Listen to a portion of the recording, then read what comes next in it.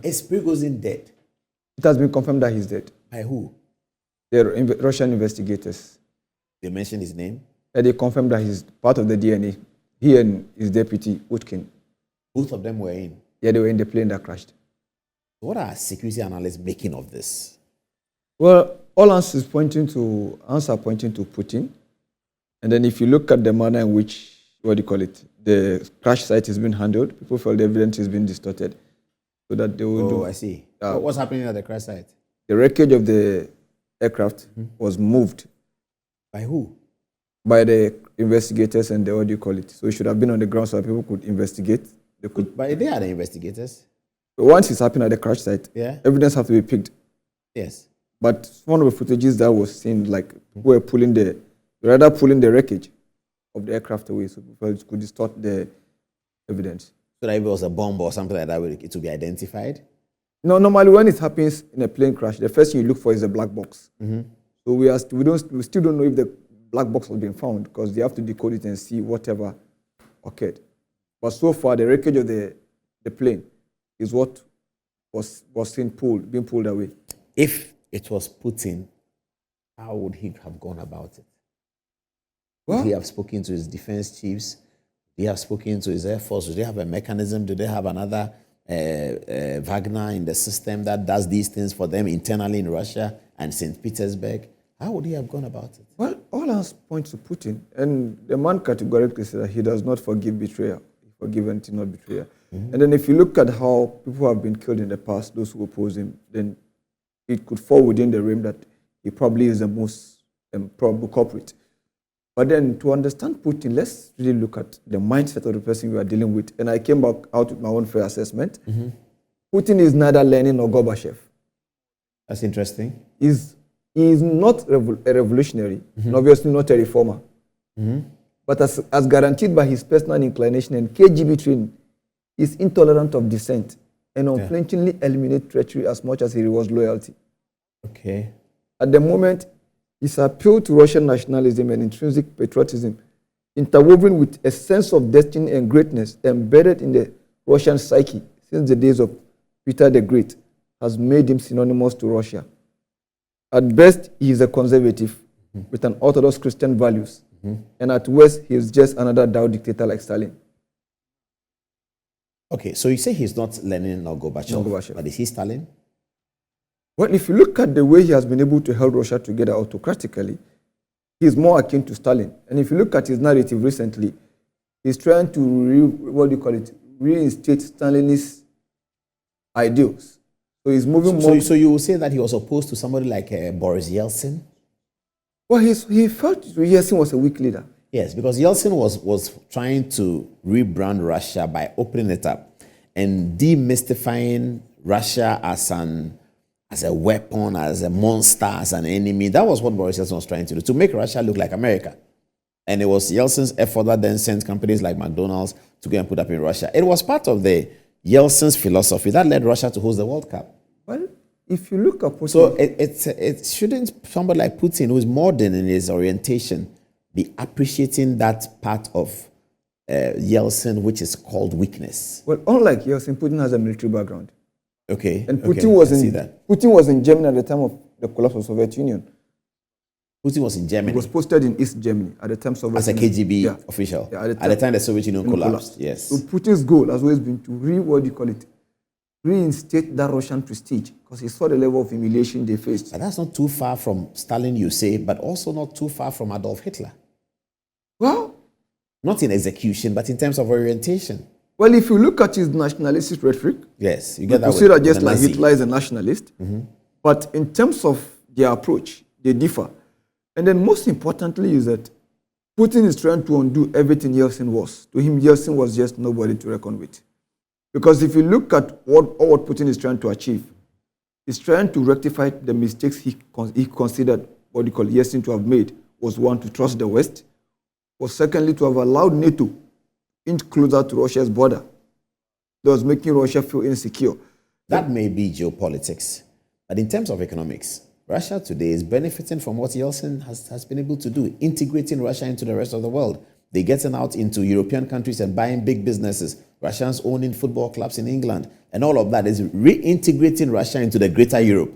That's what Yeltsin was trying to do. The geopolitics needed to give, because England will not accept you and accept your business, accept your money, if you are not part of NATO, or if you are frustrating others from joining NATO. So Yeltsin had to give that so that the prosperity of Russia would be guaranteed. Well, I think economically, the integration came at a very high cost for Russians. And most Russians didn't really, cost in terms of money? In terms of unemployment, the reforms were hard. And I think... But without the reforms, they were going to collapse. But you see, for those who are from the Surovikin background, the security background, anything that looks like compromising to the West, for them is weakness. But Putin is continuing. He hosted the World Cup. Putin is trying to play a big brother game. He sees Russia to be a great power. Whichever platform, any platform he gets to portray that image, he uses. But the West equally have a problem when they are dealing with Russia. You see, objectively, the West have some good to offer the world, whether we like or not. Democracy has its own good side. But then when you want people to really be subservient to you, then that is the problem. Everybody must be judged by Western standard. That is the problem. Some people would not accept that. And for a nation with rich history like Russia, they wouldn't buy that. Yeah. The same thing was done to Germany, and Hitler came back for World War II. After World War I, Germany Even Africans don't buy that. Yeah. So the West must really understand that your standard cannot be our standard. And you can't transform your culture to become our culture. Yeah, that's very important. So when they say people are nobody is anti-Western. We are anti-Western subservience. Okay. We must be judged according to our own standard, not yours. And that is the problem. Yeah, but somebody will say, then don't take their money. But they also wouldn't come for our resources. Okay, but let's move on. This is the crash site so far. And then this is, I think, where he was supposed to move. And then he was shot down somewhere around here. What was he doing in those places? Is he not supposed to be in Africa, Mali? There's a narrative that says he was in Mali. In fact, Russia, and Putin said it, that he returned from Africa not so long ago. He even released a video himself somewhere in Africa. He was speaking, I think, in the Sahel or so.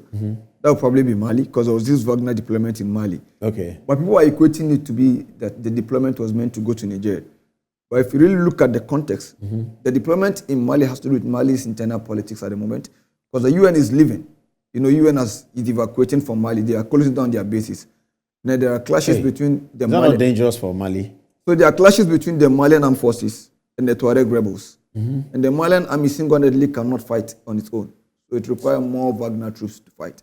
So Prigozhin was helping them? Yeah. But then the action that might have sealed his fate will have been the so-called march for justice. He framed it to be a challenge against, the Minister of Defense, Sergei Shoigu, and then the Chief of the General Staff, Gerasimov. He has rivaled with these two people because he blamed them for the failure of the Wagner group in Bakhmut and Solidar. He wanted weapons from them. Yeah, he felt with more weapons, he could have hastened the capture of those part of Ukraine. But I felt they were delaying. But then there's a strong rivalry between these guys and Prigozhin. They are members of the armed forces itself. So they saw him to be a usurper. Because members of the armed forces are not comfortable with some of his rhetorics and then his, So he doesn't have the discipline of a professional soldier, does he, Prigozhin? And they felt like he was taking the credit away from them. But does Prigozhin have the discipline of a professional soldier? Because a professional soldier is well-trained, will sort of, quote and unquote, look down on another person playing the role without the professional discipline of a military academy and that kind of thing. That is the factor. They'll think like that. That is the factor. And then they felt he has more access to Putin than they are. Okay, that one too. Yeah, that's also another point of the rivalry. And then finally, he being able to capture Bakhmut, then to empower him politically against these two individuals, because he really gained popularity among the conservative and the Russian nationalists and the ultra-nationalists. Okay, so he was rivaled with these two, but he was good with Putin until the match. Until the match. Okay. And then if you look at aside he being killed, another casualty of this house cleaning is General Sergei Surovikin. Why? He was seen to be very close to Prigozhin. You remember when the match started, he had to come up publicly to denounce the march and urge all the soldiers under his command to stay there, to stand their ground. Yeah. You know, he was in charge of, he was overall commander of all the operations in Ukraine. Okay. Prior to reshuffle, and then he was placed as a deputy to Gerasimov. But equally, there's a rivalry between Surovikin and Gerasimov. But then, Surovikin, perhaps his life has been spared so far for a particular reason, and that is similar to Rommel. You know, when Hitler was Rommel was one of the most competent generals in the Nazi army. Yeah. And it was so popular that killing him directly would have harmed Hitler because he was so popular within the army. So he had to hold his family hostage. And Rommel was forced to commit suicide. Surovikin, through his service in Syria and then his conduct in Ukraine, gained a lot of respect within the armed forces. So dealing with him directly will have equally undermined Putin's protectiveness of the armed forces. You know, there's this thing they call the Surovikin line today. You know, he had to, when he was placed as a commander of the operations in Ukraine, he ordered a withdrawal from Kiev and other sites to consolidate his hold around the current regions that Russia annexed. Okay. And then by so doing, and that strategy worked? Yeah, and that is one of the reasons why Ukraine's counteroffensive at the moment is very, very slow. Because he dug a lot of trenches, a lot of minefields were created, and that has slowed Ukraine offensive. Then that should tell you that his calculation was very right. Okay. He was able to pinpoint where the Ukrainian counteroffensive will be coming from. So through that effort, he has a lot of support within the armed forces. So he has to just sidelined, not eliminated. But then because of his perceived proximity with, what do you call him? Prigozhin, he had to go. And then... So he's gone where? He has been dismissed from his post, but he's still within the army. Oh. He was the commander of the Aero Force, but then he has been dismissed. As commander, not from the army? No, not from the army. He's a 4-star general? I don't know which of the stars he is, but he's a general in the army. You know, they have their Eastern Bloc ranking, so it's quite not common. But then another important actor in this situation is also Ramzan Kadyrov. He commands the Akhmat forces. You remember when Prigozhin launched his long march, Putin didn't deploy the regular armed forces. He deployed the Akhmat forces. They're also an independent paramilitary. In Russia? Yeah. But unlike Wagner Group, they operate within Russia. You know, Russia, the regions are called republics, the states. Okay. Yeah. So he is the president of one of the states, Chechnya. He was an ex-rebel who later defected to the Russian side. And he succeeded his father, Ahmed Kadyrov. So what happened was that now he has his forces called Akhmat forces. So when Prigozhin refused to sign the contract with the Ministry of Defense, quickly signed. So whilst Prigozhin's troops were being withdrawn, he was filling the vacuum. Oh, I see. And then he was one of the people that sent deployment quickly to slow Prigozhin's offensive. But then the question I want to ask is that, will the absence of Prigozhin now empower him further? Or will he create suspicion? Fine. Or will the fear of another independent rogue actor force Putin to clamp down on his own unit? Yeah. To put them in check. Yeah, put them in check. My suspicion is that the latter. Fine. But then, the difference between Wagner and Akhmat forces is that whilst Akhmat forces operate internally and they are nominally under the command of the Russian National Guard, Wagner Group was an independent unit on its own because it's meant to serve a foreign policy objective and to create a room for plausible deniability. But then, these are some of his troops. They seem well dressed. Yeah. Almost like a regular army? Almost like, because they are nominally under the command of the Russian National Guard. Okay. But they have full independence and operate under his, But then, people have been, now there's a concern or question about what happens to Wagner next. And how does it relate to Africa? Yeah, that's important for us. Well, for the purpose that Wagner serves in Russia's foreign policy, it will be difficult to dispose entirely. But it will definitely be restructured. And then some names are flying over, who probably will take over. Somewhere, I think, July or so, July, Putin made reference to appointing Andrei Troshev as the leader of Wagner. By then, Prigozhin was still alive. And then, so here he is. Who is he? He's also a former Russian, colonel in the Russian army. Regular colonel? Yeah, regular army. To go and lead Wagner? Yeah. And then another name that is flying around is, Antoine Elizarov.